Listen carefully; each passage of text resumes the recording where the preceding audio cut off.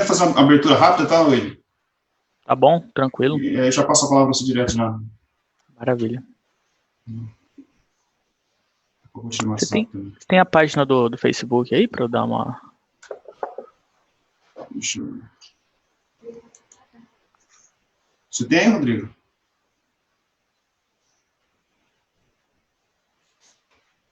Eu vou copiar para você, tá? Obrigado, valeu.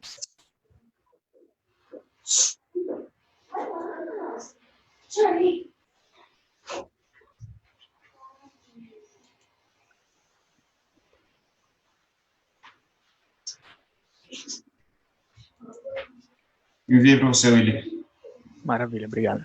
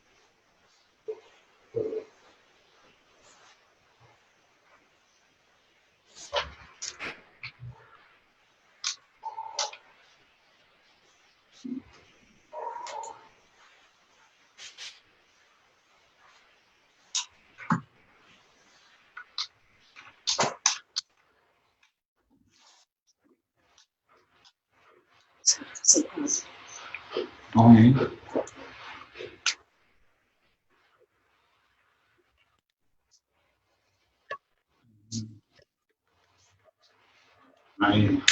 A esposa arrumando minha posição aí. Deixa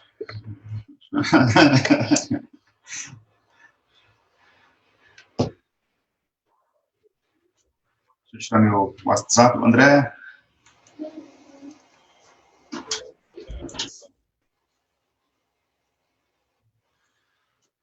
Só tá chegando ele. Deixa eu só chegar ele já. Bom dia, pastor. Bom dia, André. Tudo bem. É o Willi, tá, André? O André é presbítero também da nossa igreja. Bom dia, André. A camisa bonita dele, você viu, né? A camisa dele, né? Linda camisa.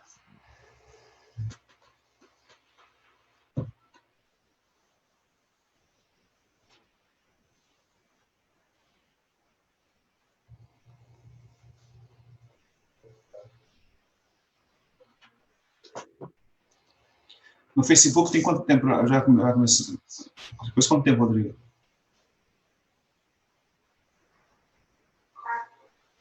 Já está ao vivo, já?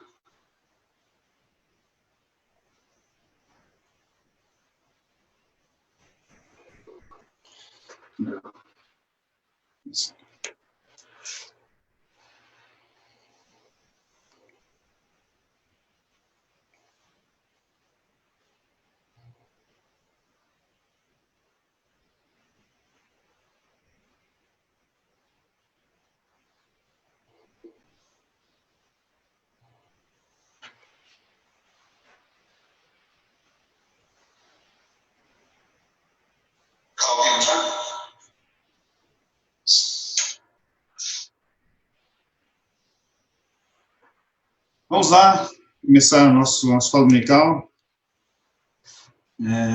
Deus abençoe a todos. Possamos ter uma escola dominical realmente de aprendizado, de notícias, e também possamos ser provocados a orarmos mais pela igreja perseguida nesta manhã, e também contatá-los, né? Também podemos saber como podemos ajudar mais e mais essa igreja, né, que nós ouvimos, mas hoje teremos a oportunidade de ouvir pelo Willi, que está conosco.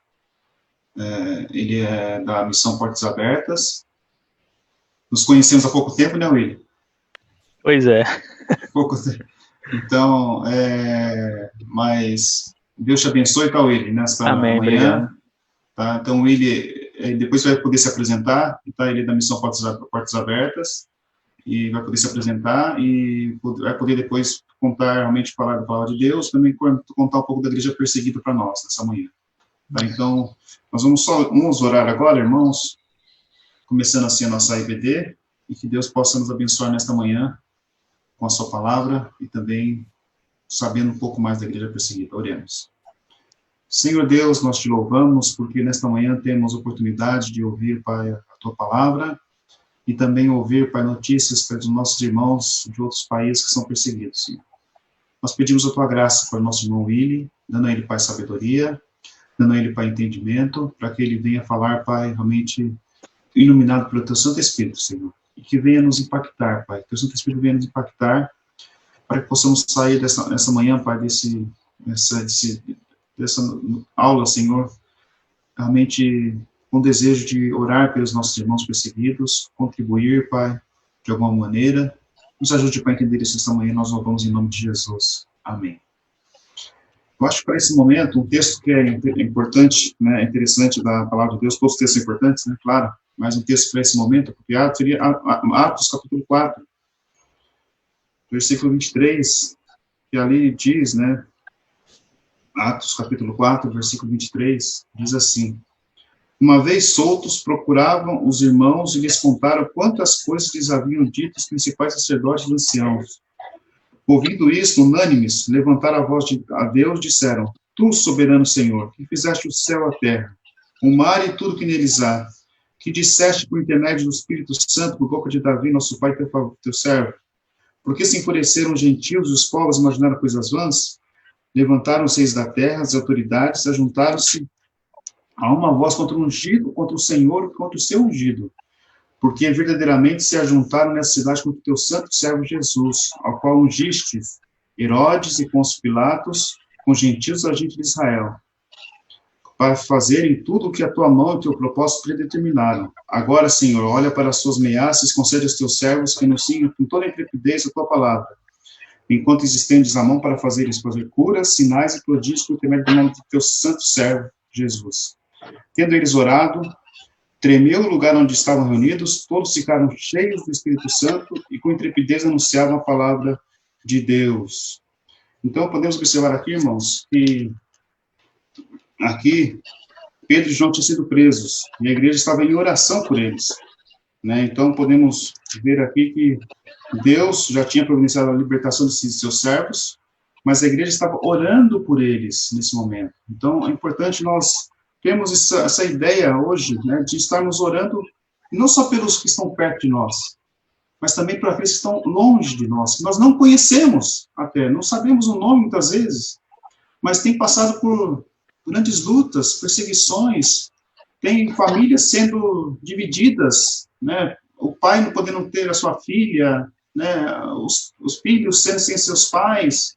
Então, possamos essa manhã orar por esses que estão realmente passando por grandes lutas nos países onde nós não conhecemos a situação deles, né, mas Deus conhece. Então, nós podemos orar ao nosso Deus, dependemos totalmente dele. Então, vou agora, sem mais muitas palavras, vou passar para o Willy, né, quem está chegando agora. O Willy, ele é de Missões Portas Abertas, estará conosco agora, falando um pouco da Igreja Perseguida, ele vai se apresentar e vai aí de poder ficar à vontade, tá, Willy? Realmente, para poder conduzir agora aí nosso estudo, nosso EBD, tá bom, Willy? Fica à vontade, Willy. Bem, obrigado, pastor. Bom dia a todos que chegaram, os que estão chegando, e saúdo a todos que vão assistir também esse vídeo depois aí pelo Facebook.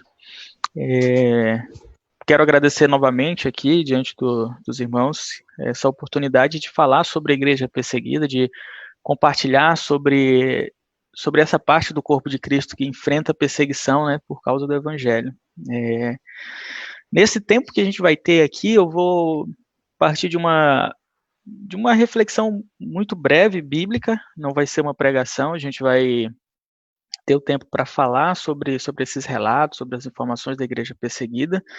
Vou compartilhar alguns testemunhos, algumas situações de alguns países, né, como acontece a perseguição, por que ela acontece, e também, no final, eu vou falar como é que você pode se envolver, como é que você pode orar com mais precisão, com mais conhecimento pela igreja perseguida. E caso você tenha alguma pergunta, se você tiver aqui no Zoom, você pode colocar aqui, se possível no decorrer da minha fala eu respondo, se não, no final a gente pode ter esse tempo aí para pergunta, tá bom? O texto que eu quero compartilhar, ele se encontra em Atos no capítulo 9, ou melhor, Mateus capítulo 9, versículo 35. E aí, se você abrir sua Bíblia, eu vou pedir que você mantenha ela aberta, que eu vou comentar alguns versículos ainda do capítulo 10. Mateus capítulo 9, versículo 35. A gente vai ler a princípio até o versículo 38. O texto diz o seguinte. Mateus 9, 35. E percorria Jesus todas as cidades e povoados, ensinando nas sinagogas, pregando o evangelho do reino e curando toda sorte de doenças e enfermidade. Vendo ele as multidões, compadeceu-se delas, porque estavam aflitas e exaustas como ovelha que não tem pastor. E então se dirigiu aos seus discípulos. A seara, na verdade, é grande, mas os trabalhadores são poucos. Rogai, pois, ao Senhor da seara que mande trabalhadores para a sua seara. A princípio, até aí. Esse é um texto que fala sobre... A gente ouve muito falar sobre congressos de missões, provavelmente você já deve ter visto congressos de missões com esse texto, com esse tema, né, da seara. A gente tem hinos, a gente ouve muito, né, desse trecho específico bíblico, especialmente quando a gente está tratando sobre o contexto missionário, né? Jesus Cristo ele vem e coloca essa questão para os seus discípulos. A seara ela é grande e os trabalhadores são poucos.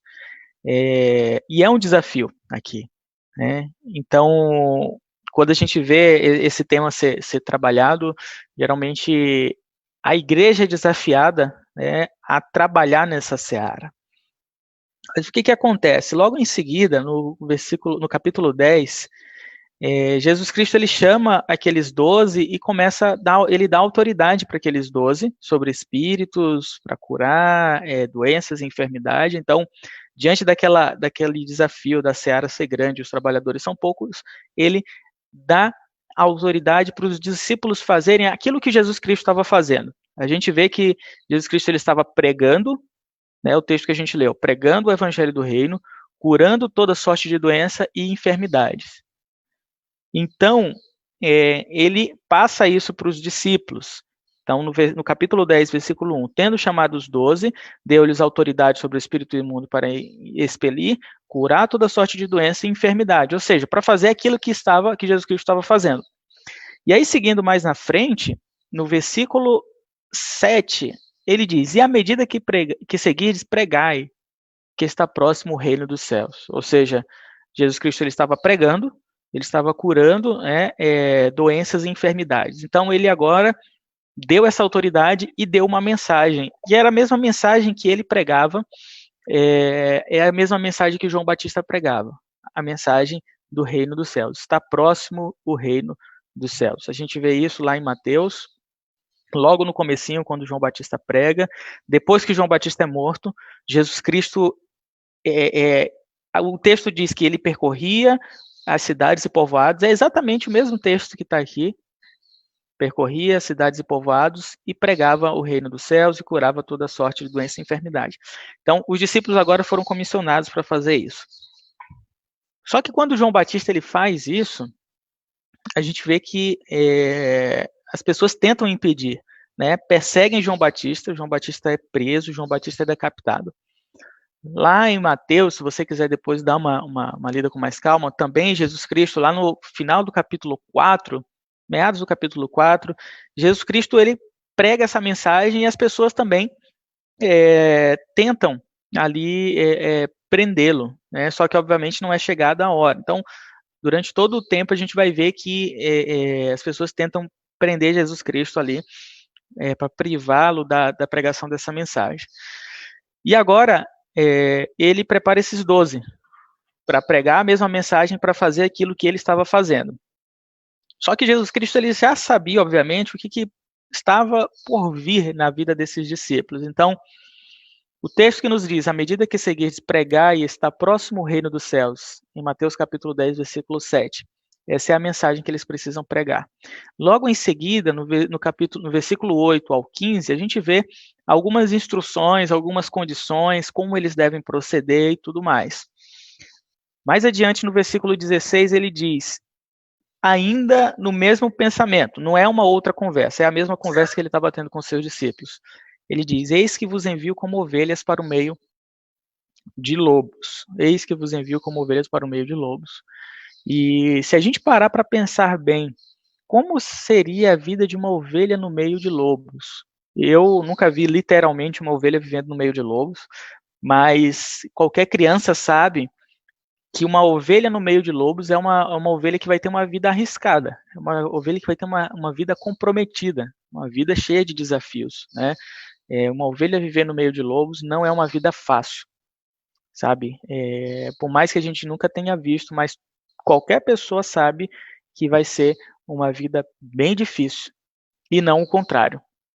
Jesus Cristo, nesse contexto aqui, ele estava enviando aqueles 12 como ovelhas para o meio de lobos, ou seja, para uma vida difícil, para uma vida arriscada e para uma vida perigosa.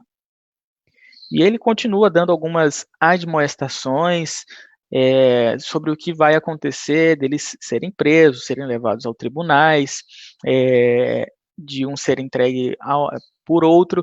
E no versículo 22, ainda nessa mesma conversa, Jesus Cristo ele diz, sereis odiados de todos por causa do meu nome. Sereis odiados de todos por causa do meu nome.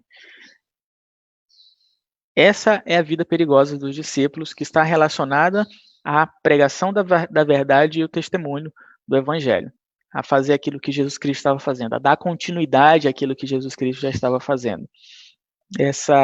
Esse ódio de todos por causa do nome de Cristo, a gente já sabe, por causa da vida de Cristo dentro daqueles discípulos. E aí ele dá algumas outras instruções,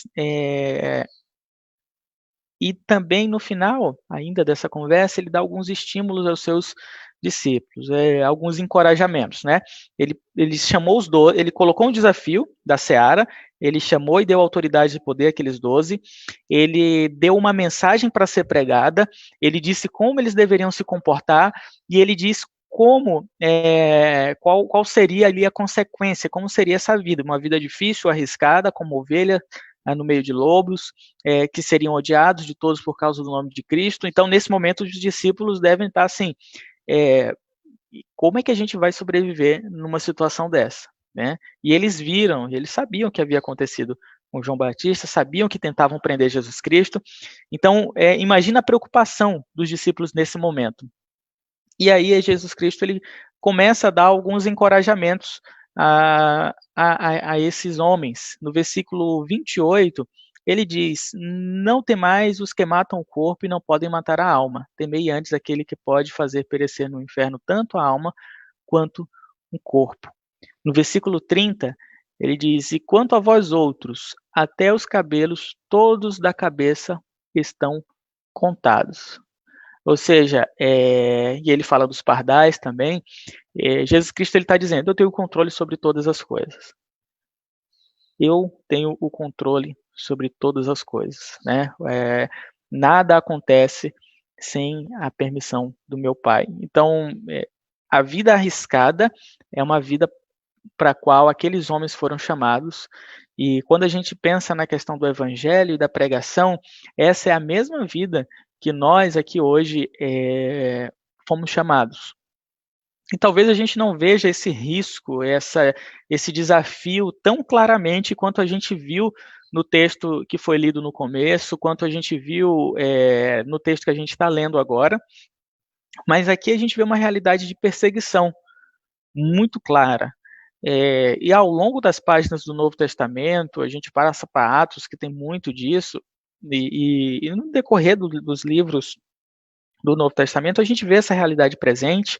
Quando a gente chega no primeiro século, a igreja primitiva, a gente vê a perseguição tamanha que aqueles homens e mulheres enfrentaram, ao longo da história isso não foi diferente e nem agora. Hoje, mais de 260 milhões de cristãos são perseguidos por causa dessa verdade, por causa desse evangelho. Mais de 260 milhões de cristãos no mundo vivem perseguição por causa do nome de Cristo.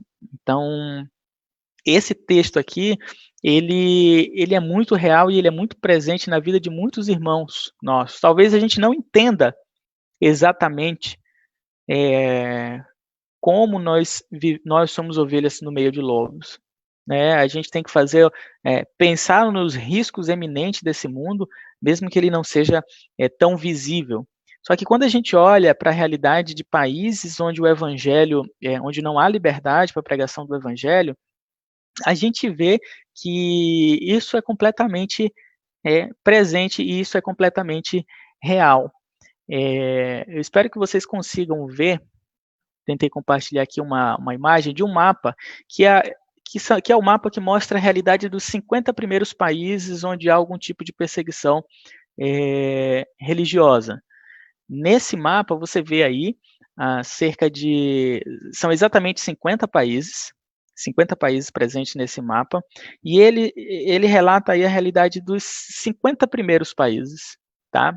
Somente os 50 primeiros países. Aí você vai ver na cor laranja um pouco mais escuro, e um mais claro. Esse mais escuro significa o nível de perseguição extrema, esse mediano, perseguição severa, e esse um pouco mais claro, perseguição alta.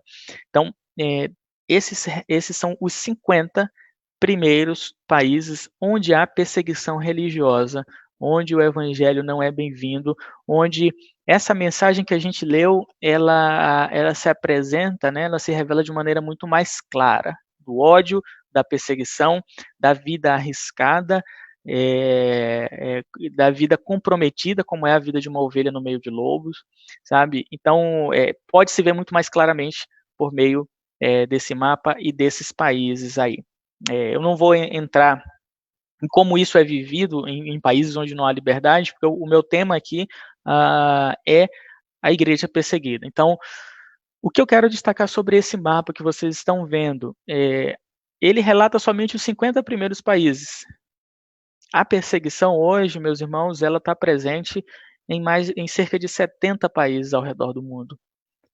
São muito mais países do que esse mapa contempla. Por que o mapa contempla 50? Porque foi uma lista que a Portas Abertas começou há muitos anos para definir ordem de prioridade, e o nível de perseguição, para onde deve se aplicar os projetos e para ter aí uma noção desses 50 primeiros países. Mas há outros países que eles não estão presentes nessa lista, como até mesmo Cuba, México, aqui na América Latina, e outros países da África, da Ásia. Então, a perseguição ela é muito maior, ela é muito mais abrangente. Se você perceber bem, a maior parte do mundo, quando a gente fala os 260 milhões, eles estão presentes somente nesses países aí.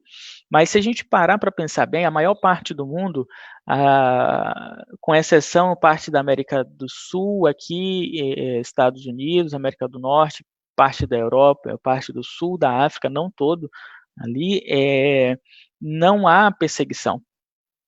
Quando existe uma pesquisa bem segura que diz que a maior parte da população cristã vive em algum país onde há perseguição.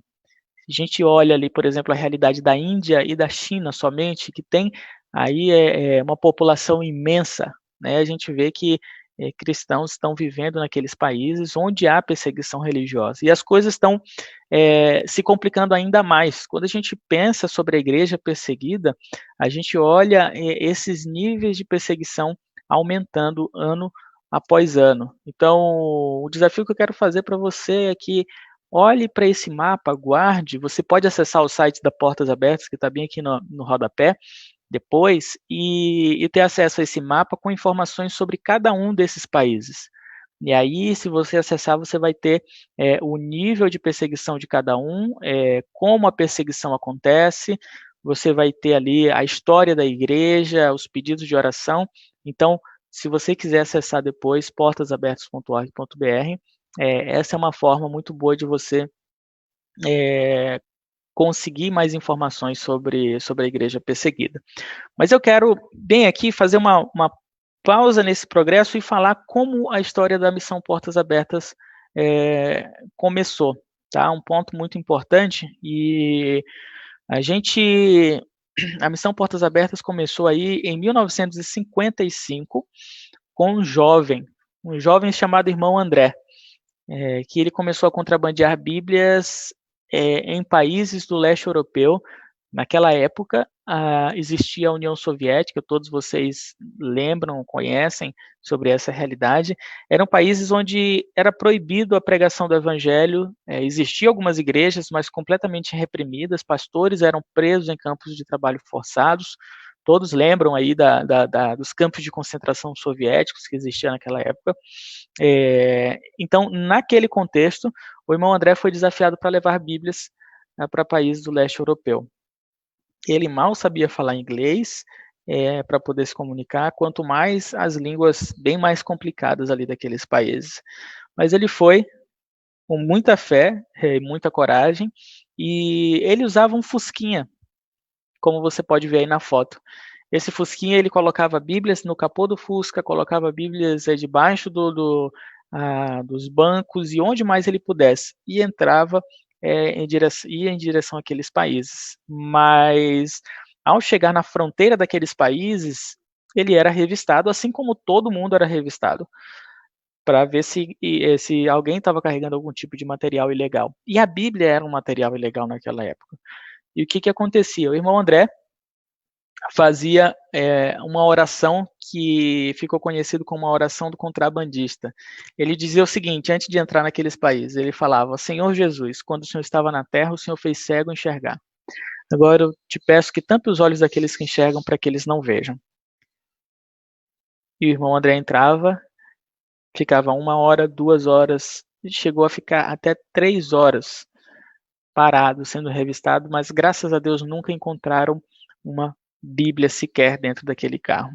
E assim ele foi entrando várias vezes naqueles países e contrabandeando Bíblias. Depois de muito tempo, ele escreveu esse livro que se chama O Contrabandista de Deus. A capa era diferente, essa é uma edição mais recente. Nesse livro, Contrabandista de Deus, o irmão André, ele compartilha como ele fazia para entrar nesses países, como ele fazia para contrabandear Bíblias ali para o leste europeu. Então, basicamente foi dessa forma que começou a Missão Portas Abertas. Obviamente tem muitos outros detalhes, muitas outras situações, mas de lá para cá nós temos nos dedicado a servir a nossa família da fé, a servir os cristãos que enfrentam perseguição por causa do nome de Cristo. Nós temos nos dedicado a ir até onde as pessoas estão sofrendo por causa do Evangelho e encorajando como?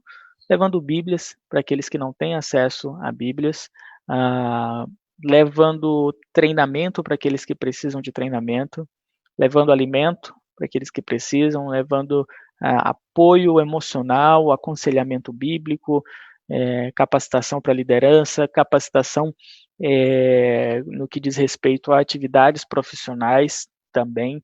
Então, são várias atividades, várias formas, com um único objetivo: fortalecer cristãos perseguidos ao redor do mundo. O nosso objetivo é fortalecer aqueles que padecem essa necessidade, padecem por causa do Evangelho. A gente sabe que há uma demanda muito grande, há uma necessidade muito grande.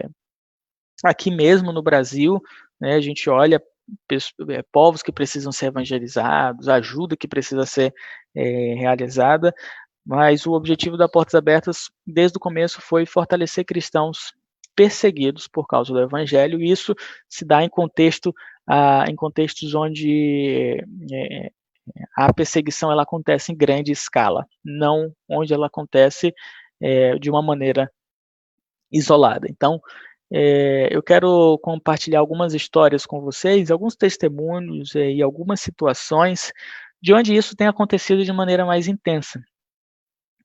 você vai ver, eu vou começar falando sobre a África subsaariana, algumas situações ali daquela região. Nessa foto que você pode ver, existem aí três grupos, que são os grupos mais violentos, são os grupos que mais perseguem cristãos ali naquela região. O Boko Haram, que atua especialmente ali na Nigéria, mas também em outros países ao redor. O Al-Shabaab, o grupo Cêlica, são grupos que atuam em outros países, mas o que eles têm em comum? São grupos radicais, muçulmanos, né, islâmicos, e perseguem cristãos. Eu não tenho como detalhar agora exatamente qual a razão mais profunda, mas basicamente entenda o seguinte: nós temos o Evangelho, né, como a gente leu do texto aqui de Mateus capítulo 10, Jesus Cristo nos diz: à medida que seguis de pregar, está próximo o reino dos céus. Então, nós temos uma mensagem para ser pregada, e ao fazermos isso, o que acontece? Se a pessoa não for o momento ali para que ela seja salva e se converta a Cristo, o que nós podemos fazer? Tentar convencê-la, tentar outro momento, orar por ela ou esquecer. Os muçulmanos, eles têm um livro sagrado, que é o Alcorão, e eles têm uma mensagem que precisa ser pregada também. E aí, essas pessoas que né, no caso, que saem a pregar essa mensagem, né, que é a jihad, a guerra que eles consideram como ali a guerra santa. Por isso que eles são chamados de jihadistas. Parte dessas pessoas, quando vão fazer anunciar e falar dessa mensagem, se a outra pessoa não se converte a essa mensagem, eles obrigam essas pessoas a se converterem. Então, o que acontece? Quando chegam nos cristãos, eles obrigam os cristãos a se converterem. E se as pessoas não fazem isso, não renunciam à sua antiga fé, ou qualquer fé que ela tenha, ou nenhuma que seja, elas são mortas. Exatamente assim. Então, o Boko Haram, ele domina muitas regiões, ele invade várias cidades e eles obrigam aquelas pessoas a se converterem à sua linha de pensamento. O Al-Shabaab e o Grupo Cêlica, a mesma coisa. Essa é uma foto que você pode ver aí, a foto de uma igreja que foi atacada pelo Boko Haram no norte da Nigéria. E é uma imagem muito emblemática, né? Porque a igreja se reúne ali nesse ambiente, mesmo depois daquele espaço ter sido atacado, mesmo depois que aquele espaço ter sido destruído, ou parcialmente destruído. Na foto a gente vê a metade da igreja reunida, a outra metade está para o outro lado. Então, louvado seja Deus pela força que Ele dá aos seus filhos em países onde há o extremismo, porque imagina como deve ser difícil a gente se reunindo, a igreja se reunindo em um local, e esse local foi bombardeado. Como voltar na semana seguinte? Como voltar daqui a um mês? No meio do medo, da incerteza, mas a gente pode ver que Deus, ele cuida e controla, ele tem tudo em suas mãos. Pessoas que vivem em situações, em ambientes dessa forma, eles não têm uma outra alternativa, sabe? A única maneira de ter comunhão é se reunindo, obviamente, com outros ali, e nessa junção, e nessas reuniões, muitos lugares eles são atacados, e mesmo quando não há essas reuniões, com o testemunho que eu vou compartilhar com vocês agora, eles continuam sendo perseguidos por causa do Evangelho. Eu vou falar da história de uma irmã que se chama Ana. Esse não é o nome verdadeiro dela, mas essa irmã vive no norte desse país, no norte da Nigéria. E veja só como a perseguição ela é tão violenta, por questões, em primeiro momento, simples, mas no final a gente sabe que é por causa do nome de Cristo. Essa irmã, vivendo ali na sua comunidade, uma comunidade de cristãos, o Boko Haram começou a invadir comunidades, né? Uma das coisas que eles fazem é dominar terra, dominar povoados, e eles foram invadindo várias comunidades em direção à comunidade da irmã Ana, que é essa primeira que está aqui na foto, na parte da frente. O marido dela, que não estava lá, soube disso, tinha saído para trabalhar, conseguiu avisar a irmã Ana, e ela fugiu. Fugiu, encontrou o marido, pegaram o carro e saíram numa outra direção. Então, o Boko Haram ele vinha em uma direção e a irmã Ana fugiu em outra direção com seu marido, direção oposta. E ao chegar mais lá na frente, ela avista vários homens armados do exército. Então, ela compartilhou com a gente que deu uma tranquilidade. Ela ficou mais tranquila, mais calma, porque se o Boko Haram vinha de um lado, o exército estava de outro ali para poder protegê-la, né? Proteger ela e seu marido. E ao chegarem ali mais perto, mandaram eles descerem do carro e o marido dela percebeu, olhou o coturno, né, a bota daqueles homens e percebeu que não era o exército, era exatamente o Boko Haram que estava ali. E aí o que aqueles homens fizeram? Mandaram a irmã Ana e o seu marido descerem ali descerem do carro, colocaram um do lado do outro e fizeram a seguinte pergunta para o marido dela, para o marido da irmã Ana. Perguntaram: você é muçulmano ou você é infiel? Ali no norte da Nigéria. Ele respondeu: não sou muçulmano e não sou infiel, eu sou cristão. E ele foi morto naquele exato momento por conta dessa resposta dele. Porque ser cristão é completamente contrário, é uma blasfêmia, e aquele que é cristão ali naquela região não merece a vida, segundo esses grupos, né? No caso, o Boko Haram. E a irmã Ana contou pra gente que ela praticamente perdeu o sentido naquele momento. Gritou, chorou, desesperada, mas não deram tempo para que ela pudesse fazer isso. Chamaram ela e fizeram exatamente a mesma pergunta para ela: você é muçulmana ou você é infiel? O que você responderia?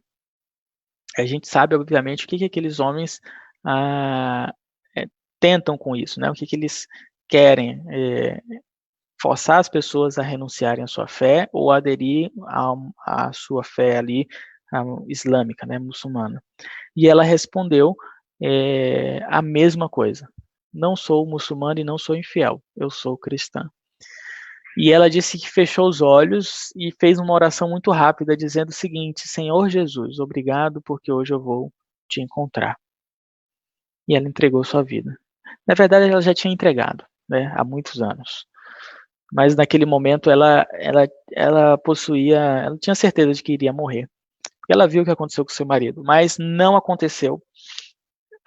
Outros grupos ali do próprio Boko Haram mandou parar tudo o que estava acontecendo e eles foram fugindo em outra direção. O exército já, obviamente, se aproximava. Tiraram todas as coisas do carro da irmã Ana e mandaram ela fugir. Ela saiu desesperada, sem sentido. Tempos depois ela encontra os seus filhos e a primeira pergunta que os filhos fazem é: cadê o nosso pai? Né? Depois que eles encontram ela. Então, esse é o sofrimento, é o tipo de sofrimento e é o tipo de vida arriscada que essas pessoas vivem em muitos países, simplesmente por declarar sua fé em Jesus Cristo. Veja que ela não estava fazendo nenhum protesto, ela não estava incomodando ninguém, ela não estava causando mal a ninguém, ela simplesmente abriu sua boca e o seu marido para declarar sua fé em Jesus Cristo.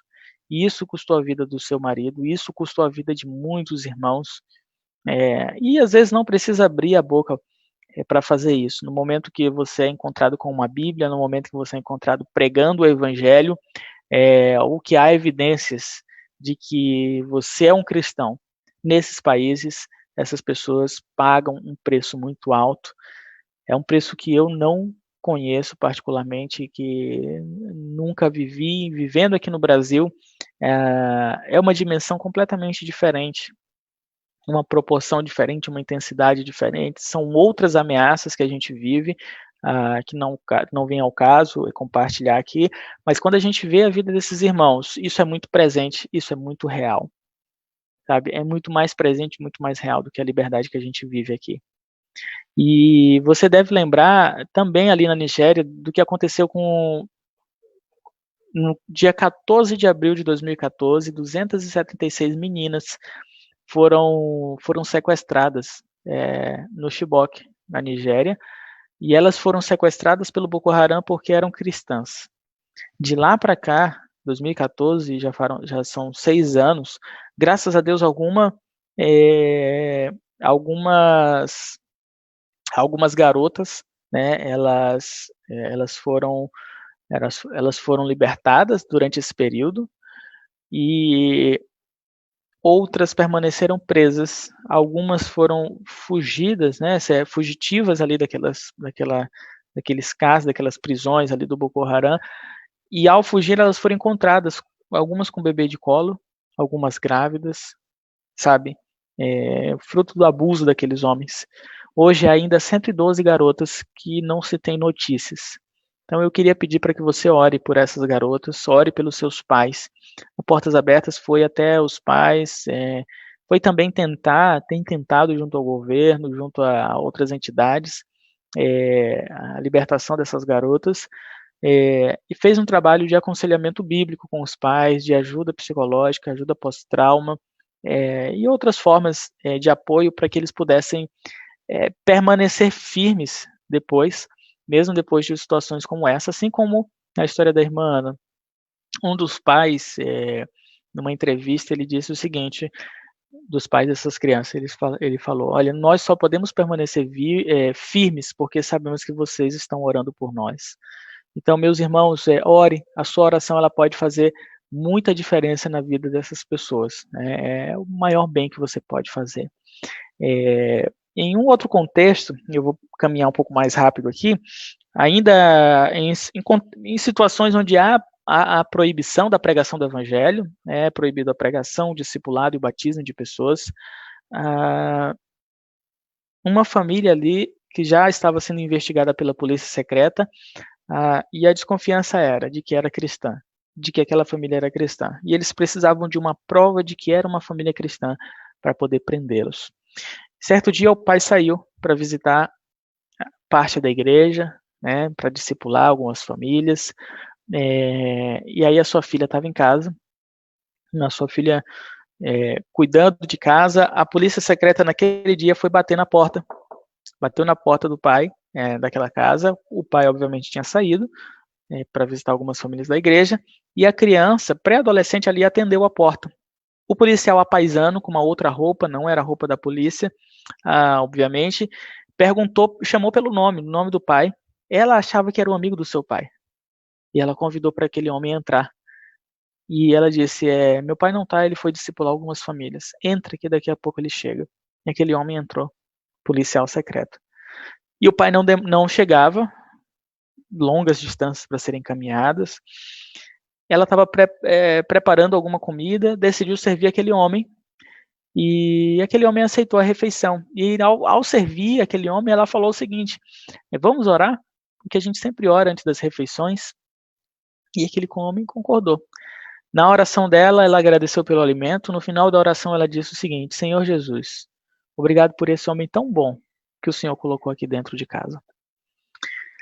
E nesse momento, Deus providenciou que o pai dela chegasse desesperado, porque sabia o que estava acontecendo. Só que quando ele olhou para aquele homem virou, o rosto daquele homem estava em lágrimas. Aquele homem estava chorando.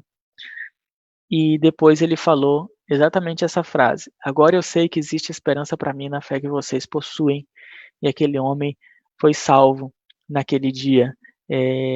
Obviamente a oração da criança era uma oração inocente, ele não era um homem bom, ninguém é um homem bom, obviamente, mas aquele homem viu que ele poderia ter um coração transformado por meio de Jesus Cristo, sabe, e ele foi salvo naquele dia. Então Deus é glorificado mesmo em situações tão complicadas e tão extremas como a gente vê os nossos irmãos vivendo atualmente. Eu vou passar aqui para o último slide que eu vou usar com vocês, que vocês podem observar nessa imagem containers de metal, são 3 containers de metal, E esses containers são usados aí, obviamente, para transporte de material, por navio, por caminhões, você já deve ter visto aí. Mas existe um país no chifre da África que se chama Eritreia, que esses containers eles são usados como prisões. Prisões para pessoas que cometem algum tipo de crime. Seja o assassinato, seja roubo, qualquer outro tipo de crime, e o crime de ser cristão também. E a gente sempre compartilha a história de uma das mulheres, existem várias situações, mas essa especificamente ficou bem conhecida, de uma mulher que passou 3 anos presa dentro de um container de metal como esse na Eritreia. E a Eritreia é uma região de deserto, que faz um calor enorme durante o dia e um frio enorme durante a noite. E o metal, você sabe que ele conduz a temperatura muito facilmente. Durante 3 anos, essa mulher ficou presa. E o crime dela, sabe qual foi? Ela cantava, ela era uma cantora, e suas músicas falavam sobre Jesus Cristo. O crime dela foi cantar sobre Jesus Cristo, e ela ficou presa durante 3 anos. E não bastasse a prisão dentro de um container, naquelas temperaturas e condições tão complicadas, ela era espancada constantemente por guardas que entravam ali. Não somente ela, mas outras mulheres que estavam presas. E ao ser espancada, as outras mulheres falavam para ela abrir mão e foi oferecida a oportunidade para ela abrir mão do evangelho para que ela pudesse ter liberdade. E ela decidiu ficar lá. Ela ficou todo esse tempo presa por causa de Jesus Cristo. Ela pregava o evangelho para as mulheres que estavam presas, ela pregava o evangelho para os guardas que açoitavam ela, sabe? Então, situações assim como essa, vivem ainda muitos irmãos nossos em containers na Eritreia. E o que eu quero pedir para você, mais uma vez, ore por essas pessoas. Há muitos irmãos presos lá, há muitos irmãos presos em campos de trabalho forçados na Coreia do Norte. Só para você ter ideia, na Coreia do Norte, os campos de trabalho forçado já somam mais de 50 mil cristãos presos. Mais de 50 mil cristãos presos, que são tratados como escravos, que são tratados como animais. E o crime deles era simplesmente ter a fé em Jesus Cristo. A Ellen Berrani, a situação dos containers que a gente falou, depois que ela foi liberta, ela escreveu um livro, ela traz uma frase de um livro, desse livro que eu quero compartilhar com vocês, que ela diz o seguinte: se eu pude cantar enquanto estava presa, imagine o que vocês podem fazer para a glória de Deus estando em liberdade. Se eu pude cantar enquanto estava presa, imagine o que vocês podem fazer para a glória de Deus estando em liberdade. A gente pode fazer muita coisa, né? Você sabe, eu sei, nós temos uma liberdade muito grande e podemos louvar a Deus, podemos glorificar o seu nome, podemos testemunhar do evangelho livremente. Então, o meu pedido é que a gente aproveite essa liberdade, não só pensando na gente mesmo, mas olhando para aqueles irmãos que não possuem essa liberdade, orando, especialmente orando por eles. É o pedido que eles mais fazem. Orem por nós, orem pela igreja perseguida. E como nós podemos orar melhor, eu diria assim, orando, conhecendo essa realidade. O que a gente compartilhou aqui ainda é bem pouco, mas a gente pode compartilhar um pouco sobre a realidade da igreja perseguida. Há muito para ser falado, mas aí a gente pode ter uma noção um pouco melhor de alguns desses países. E o meu desafio aqui é para que vocês orem com conhecimento, conhecendo essa causa e se envolvendo. Vocês podem receber as nossas informações, receber os nossos e-mails, você pode receber as nossas revistas, como essa daqui é um dos exemplares que a gente tem, só para você visualizar, a revista mensal da Portas Abertas. Você pode adquirir ela também. Nesse momento de pandemia, ela está disponível gratuitamente em PDF no nosso site. E eu vou deixar aqui um link para vocês que estão nos assistindo, tanto aqui no canal do Zoom, quanto o pessoal que está no Facebook, que é um link que vai te dar a oportunidade de receber os nossos informativos por e-mail.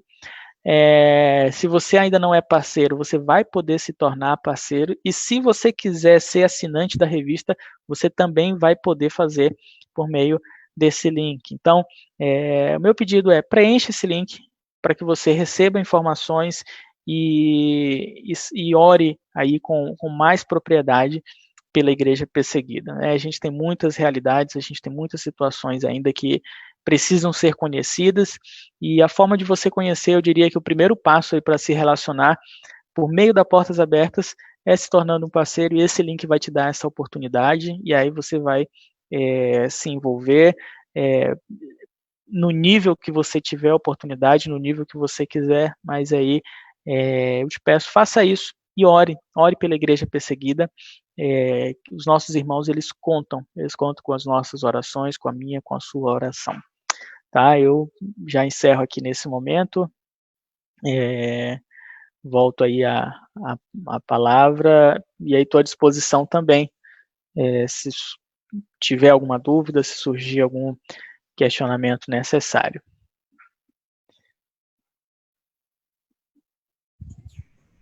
Ok, obrigado, Willy. Alguém gostaria de fazer uma pergunta? Nós estamos ainda com tempo. Alguém gostaria de fazer uma pergunta? Quem está aqui no Zoom? Ninguém? Uma pergunta. Willy, deixa eu fazer uma pergunta para você, então. Não é que ninguém quer fazer, faço. A sua função na Portas Abertas, qual que é a sua função? Como você fala um pouquinho de você na Portas Abertas. Tá, legal. Hoje eu sou coordenador, um dos coordenadores da Portas Abertas, atuando na área de voluntários, né? A gente tem algumas áreas lá, e eu atuo especificamente nessa área, que mobiliza pessoas, aqui no Brasil, no caso, para engajar outras pessoas, né? Então, a nossa área de voluntários, ela tem aí cerca de 550 voluntários espalhados pelo Brasil, e aí são várias áreas de atuação, de mobilização, de informação. A gente realiza um acampamento que é de simulação de perseguição também. A gente tem vários grupos de oração espalhados pelo Brasil, e aí inúmeras atuações, né, por meio dos voluntários para servir a igreja perseguida aqui a partir do Brasil, né?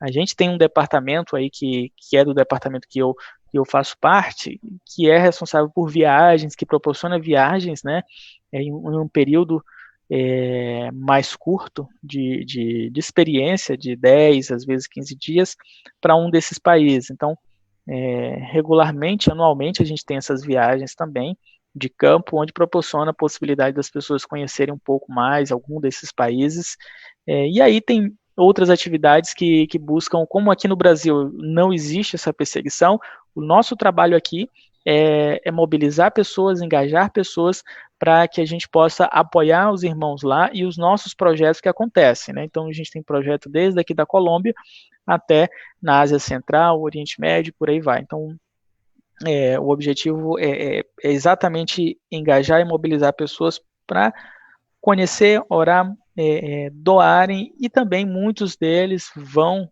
a curto prazo para conhecer tanto os projetos quanto ter encontro com cristãos perseguidos. Legal.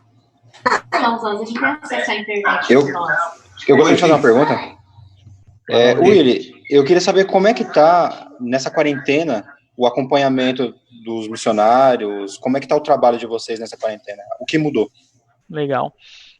Bom, a gente teve que se adequar às normas de cada um dos países, né? Então, a gente tem...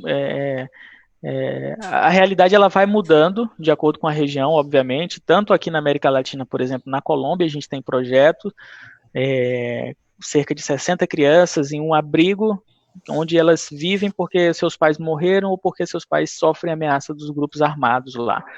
E são todos cristãos. Então, esse abrigo ele funciona 24 horas, é onde eles moram, né? Então, teve que se adequar às normas, né, tanto de higiene e tal. E aí, quando você vai, por exemplo, para o Oriente Médio, os trabalhos, tudo quanto é possível, ele continua se submetendo a essas medidas, né?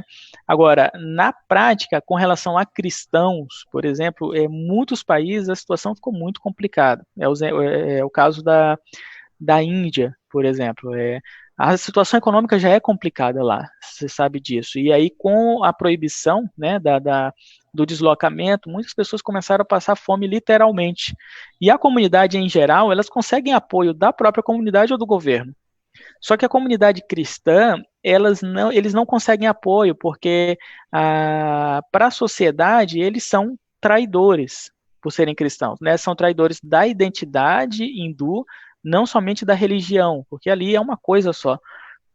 E, cara, uma coisa muito triste que acontece é que em troca de alimento, em troca de questões básicas, muitos ali na Índia estão forçando ou dando esse apoio somente em troca da pessoa se converter ao hinduísmo, a voltar à sua antiga religião. Isso tem acontecido em países de maioria muçulmana também.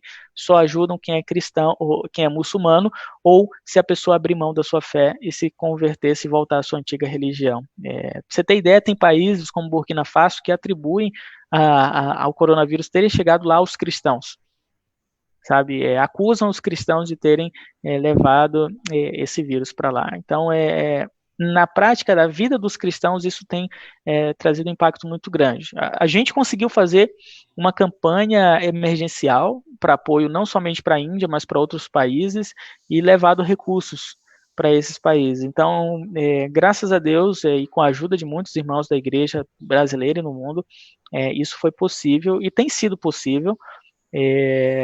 Mas a situação é bem complicada. A Nigéria, por exemplo, muitos ataques do Boko Haram aconteceram no período da quarentena, sabe?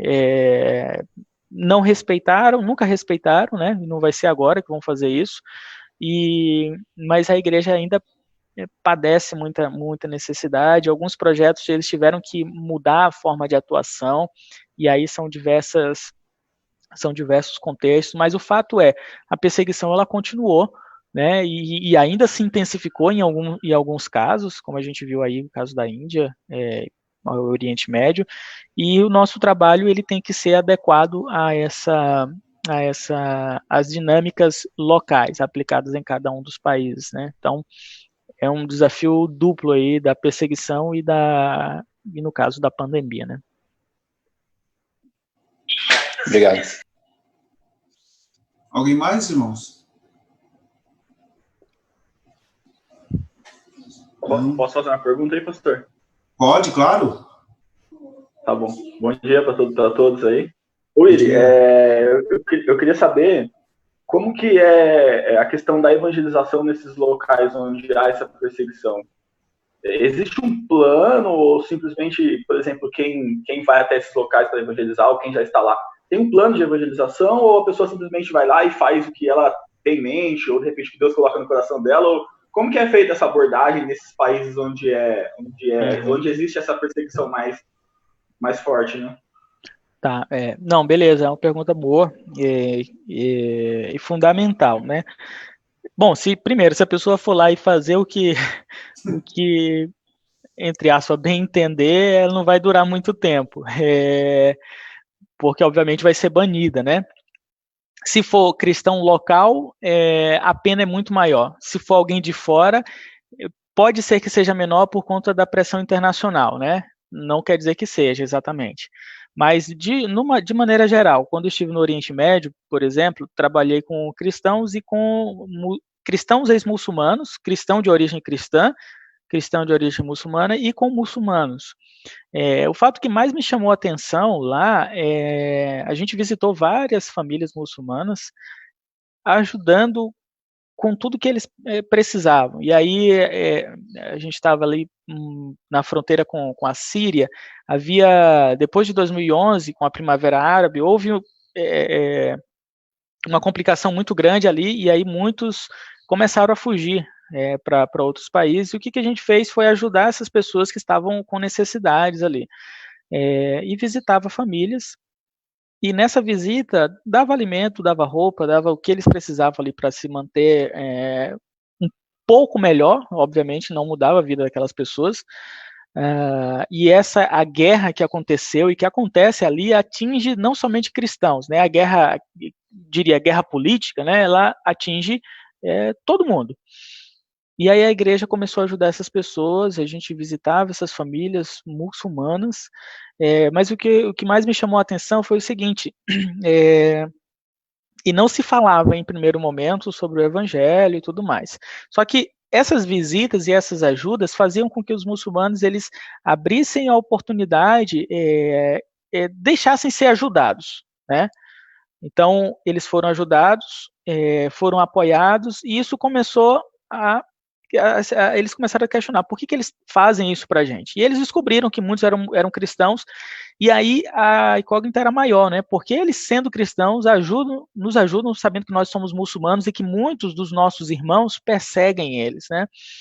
E aí isso começa a despertar curiosidade nesses muçulmanos, e é o momento que, ao perguntar isso, os cristãos começam a verbalizar aquela verdade do evangelho que já estava sendo vivida ali na prática, né? E começam a falar sobre Jesus Cristo, começam a falar sobre o amor de Cristo, sobre o amor de Deus. Mas o que acontece? Eles precisam desenvolver um relacionamento primeiro. Então, se eles chegassem na rua, no vizinho, e começassem a falar sobre Jesus Cristo, não ia dar certo de jeito nenhum. Então, eles começaram esse relacionamento por meio do testemunho deles. Eles tiveram não somente a confiança, mas a amizade ali dos muçulmanos. E aí, por meio dessa intimidade, dessa aproximação e desse exemplo, eles começaram a ter curiosidade. Ele é do tipo assim, não é exatamente essa expressão, mas como se fosse para a gente, poxa, por que vocês fazem isso? Eu quero conhecer mais sobre o livro sagrado de vocês. E aí, partir para o abraço. Nessa hora você fala sobre a salvação em Jesus Cristo, você tem mais liberdade para falar do Evangelho, sabe? Então, o relacionamento é o melhor meio, a melhor ferramenta para o Evangelho ser pregado, para que pessoas sejam salvas. E isso é no mundo inteiro, né? Não somente lá, né? Por meio da amizade, por meio dos familiares, é o meio pelo qual o Evangelho tem sido mais disseminado, mais pregado ao mundo inteiro. Então, eu diria que esse é o principal meio ali, tá? Legal, obrigado, viu? Valeu. Mais alguém, irmãos? Eu gostaria de perguntar para o irmão Willy, eu gostaria que ele falasse quais são os 3 países do mundo que mais perseguem os cristãos, por gentileza. Tá, Marcos Paulo. Então, hoje a gente tem, se você entrar, deixa eu tentar botar aqui para vocês, deixa eu ver se eu consigo colocar aqui na tela. Eu vou te mostrar uma ferramenta muito boa.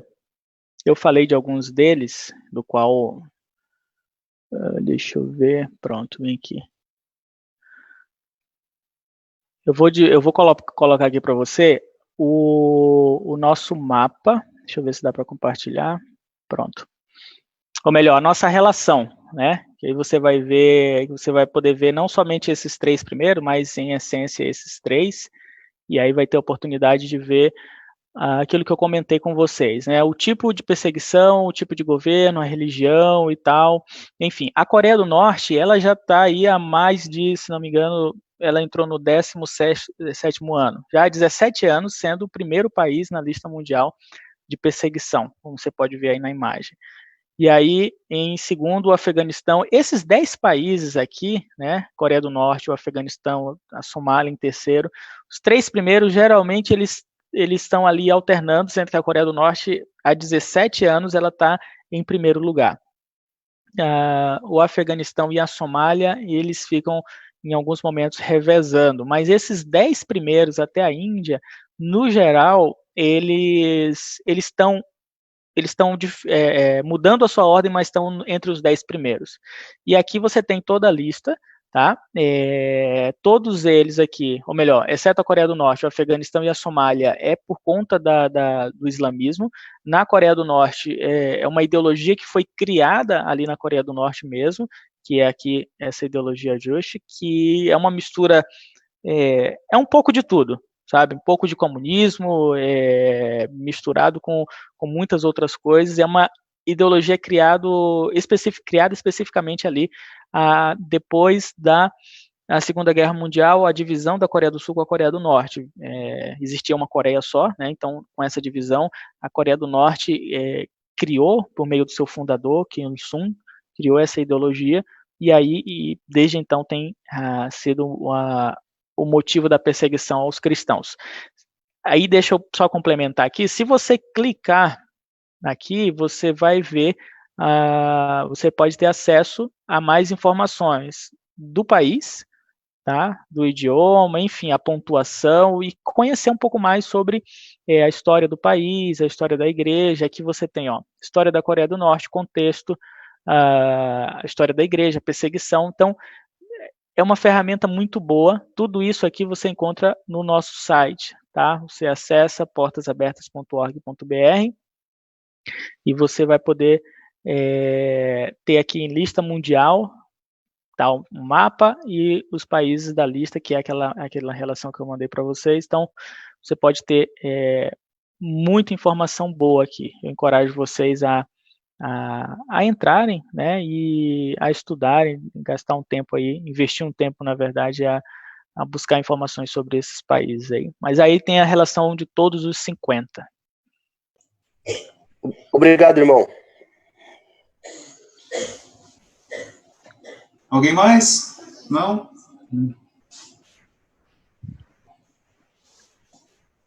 Ok, então. Graças a Deus. Willy, muito obrigado. Agradecemos. E só uma última pergunta que eu estava lembrando de fazer.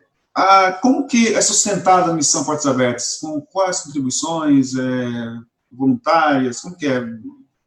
Sim, a Portas Abertas, desde o seu início, ela tem sido sustentada por meio de doações voluntárias de pessoas que se interessam em ajudar, né? Então, o único sustento é por meio de doação individual ou a doação coletiva de uma igreja, de uma pessoa. Então, desde a época ali dos contrabandos, né, do irmão André, que ele recebeu esse apoio, e isso, graças a Deus, é mão de Deus, né, e a gente tem, obviamente, que louvar ao Senhor por causa disso. Ok, obrigado. Então, é lógico, nós sabemos que, além das orações, né, que você falou bastante, né, a gente orar pelos irmãos, pelos missionários, pessoas ali que moram nos países, também vamos tentar arrumar um jeito de contribuir, né, acho que a questão da revista, né, a gente está assinando a revista, para poder ajudar também financeiramente esse ministério de Portas Abertas, né, acho que é importante como igreja, né, eu penso assim, né, tá? Então, Willy, queria orar por você, tá, Willy? Amém, que Deus obrigado. esteja abençoando sua vida nesse ministério, né? Sabemos que você, como já citou, você já esteve ali perto também ali desses missionários, das pessoas ali trabalhando, e que Deus possa realmente dar cada dia mais engajamento a você nessa obra. Tá? Amém. Sabedoria, engajamento, Deus possa te abençoar ricamente. Vamos orar então.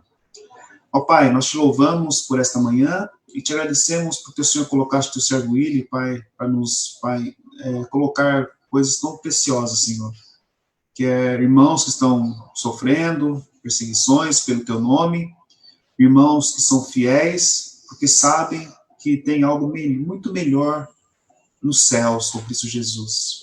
Eles sabem, Pai, que aqui são peregrinos. E assim abençoa a vida do Willy, Pai, nesse ministério. Dê a ele força, Pai, dê a ele ânimo, dê a ele, Pai, cada dia mais desejo de levar o teu evangelho, mostrar às pessoas que temos liberdade no nosso país. Possamos realmente aproveitar essa liberdade para podermos pregar o teu evangelho, cultuar o teu nome, Senhor. Nos ajude, Senhor, a fazer isso, Pai, quando nós temos liberdade nesse país. Enquanto outros irmãos não têm essa liberdade e querem, Pai, tanto ouvir do evangelho, e nós temos tanta liberdade, muitas vezes não queremos ouvir o teu evangelho. Não lemos a Bíblia, não oramos, porque temos oportunidades em todos os momentos, e não fazemos isso, Pai. Nos perdoe, Senhor, porque tem irmãos que querem esse momento, tem irmãos que desejam esse momento, e nós que temos, muitas vezes não aproveitamos para poder estar mais perto de Ti. Nós te louvamos por tudo, Pai, em nome de Jesus. Amém. Amém. Graças a Deus, né, por essa manhã.